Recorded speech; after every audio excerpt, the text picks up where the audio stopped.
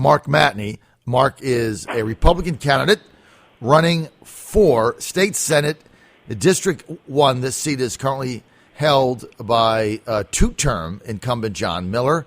And John, a Democrat, is expected to win this seat. So let's just tell it like it is. Matney's an underdog, but underdogs do win. And we want to thank him for joining us. And he's a lawyer. So I'm going to ask you, Mark, the same question I just asked Glenn Sturdivant. Why on earth do we need another lawyer in the State House? Well, I think one of the things that lawyers add is trying to predict unintended consequences of new legislation, because we're seeing the impact when the legislature writes laws and how it's applied on a daily basis when we're trying to interpret code sections to represent our clients. I believe also with respect to attorneys, we have the background of the negotiation skills and the advocacy skills to make sure that we stand up for our districts. Mm-hmm. All right, so Mark, look, you're in a tough race. Miller's the favorite, no question. You've been outraised by a significant margin. How do you stay competitive with 2 weeks to go? How are you competitive in this race? What we have to do is rely on a ground game. We've just been excited about the support in the last few weeks of the various city committees and individuals taking up our walkbooks to finish precincts. We're excited about the current status of our race at this point. We look for hope to some of the races in the 2011 cycle, and even in the primaries where we have some of the incumbents outspending their opponents as much as 10-1 and then still being upset. So we're doing everything we can. We're trying to be full-time in the campaign, and we're just really relying on a real core of volunteers who are helping us. Well, John Miller outspent the previous Republican candidate he defeated, Mickey Chohan, by a 2-1 margin, and Chohan almost knocked him off. So obviously it can be done. Now, one of the reasons I had you on is somebody shared with me about a week ago. They said, hey, 2 weeks ago, there's an internal poll that came out that shows Matney tied with Miller. Now, I didn't believe that. Is that true? It depends on how the question was asked, quite frankly. In a straight up, would you vote for Miller today, would you vote for Matney today, I was trailing. And that's why we're doing everything we can for our name recognition, and that's the area where I was weakest. But when it came to a generic question, would you rather keep your incumbent, would you rather give someone else a chance, or are you undecided on that issue, it broke even into thirds. A third were ready to keep, a third were ready to replace, and a third were undecided or hadn't made a decision at that point. So there were some of when you went really specific, like do you support the governor or would you rather have someone who would be a check and balance on the governor, we came into within a percentage point differences. But when you win a straight up, that's why we're working so hard to make sure that we do everything we can to get the word out to our... Mark, you mentioned Terry McAuliffe. McAuliffe yesterday coming out with new information saying, hey, unemployment is down in Virginia, lowest levels it's been since, I think he said 2006 or 2008. Right now, you're not in the state Senate, you're a candidate. How would you rate right now the job performance of Governor McAuliffe, and why? I believe he's been very helpful in promoting Virginia as far as trying to attract new business. He has that kind of a clout that he's a kind of a magnet for business. But as far as defending us against regulation, defending us against the increased costs of Obamacare, I think he's really left business dangling. At the same time that he's attracting new business, he's not doing a great job of protecting our current business.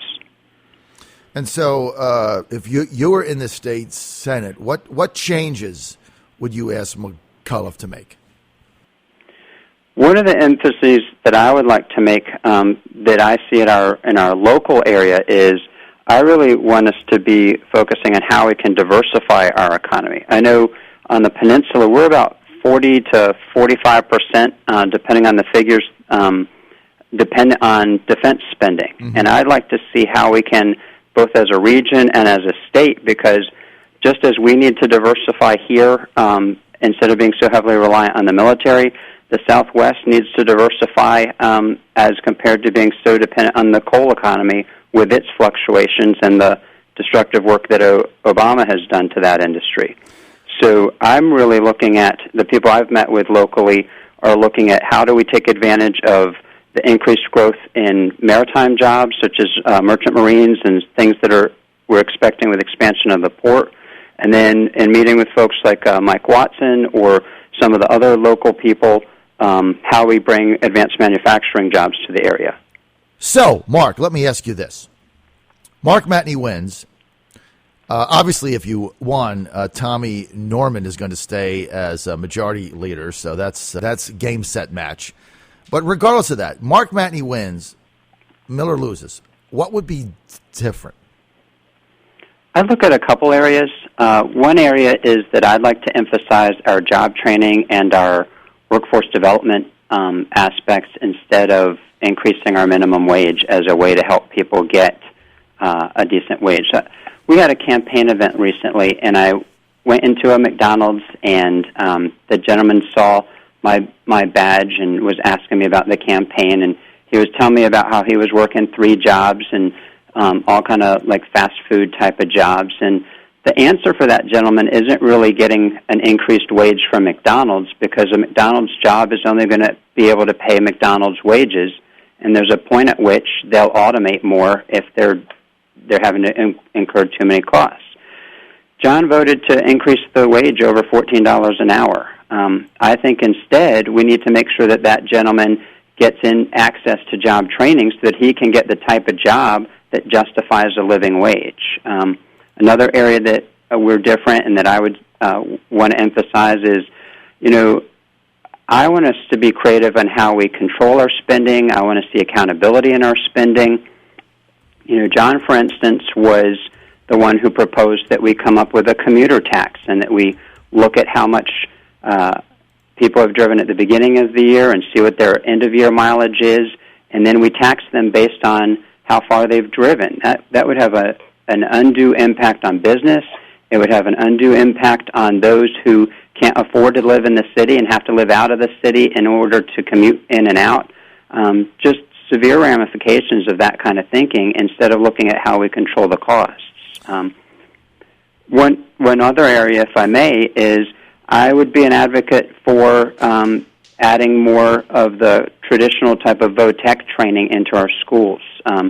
John's been very supportive of cutting our SOLs, of exercise for students, but I think we need something more dramatic. When I came through high school, my classmates graduated with LPNs, they graduated with certificates in auto mechanics, they graduated with skills in woodwork and metalwork, and I believe they went on to just regular jobs right out of high school. And we're not necessarily doing as much as we could to help those who don't want to pursue 4-year degrees. So, bottom line of this campaign for us, Mark, what is your, I've got about a minute, what is the Mark Matney message here? Bottom line, your candidacy. Government needs to be accountable. We need to focus on how we get the jobs to the area, because as we bring in the right jobs and give people a decent wage, we can then fund education and all these other programs that we want to do, because we'll be increasing our tax base. So then why aren't you in favor of increasing the minimum wage the way Miller is? Just redefining a job and pretending that a job that anyone can do is worth the same as someone who's been trained for isn't going to do it. We need to get those people the skills so that they can be in jobs that justify the wages. Mark, people want more info. Where do they go? They can visit Matney for Senate. My last name is Matney for Senate.com. Also, our campaign office is 968-5636. And if I may, John, we actually have a precinct in Suffolk as compared to Norfolk.